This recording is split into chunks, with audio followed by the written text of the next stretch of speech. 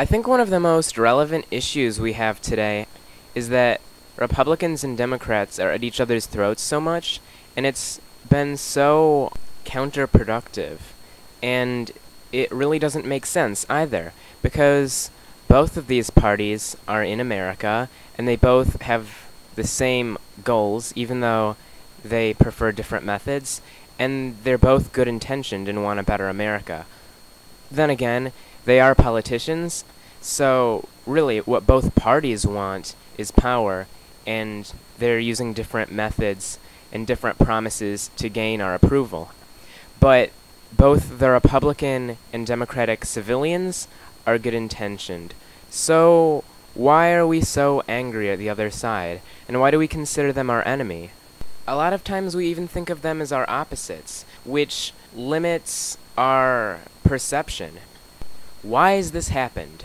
Why are we so separated and so aggressive toward each other more than any other point in our history? There are two main arguments I've heard for this. One of which is because as we've had more and more media influences and more channels, and also the internet, more radio stations and more websites, we're able to expose ourselves only to what we already agree with, and we aren't forced to listen to anything we don't agree with, unlike 50 years ago when there were only 3 or 4 television channels. And this alienates us from the other side, as well as making many misconceptions about the other side grow. The second argument I've heard of this stems from the fact that there are so many more people now than there were 30 or 40 years ago, and that congressmen are so much more busy tending to so many more things that have been happening in the world. And 30 or 40 years ago, congressmen, after a debate, would go to a picnic, and they would socialize and meet the families of other congressmen, even if they belonged to different parties, and they would connect with them on a more human level.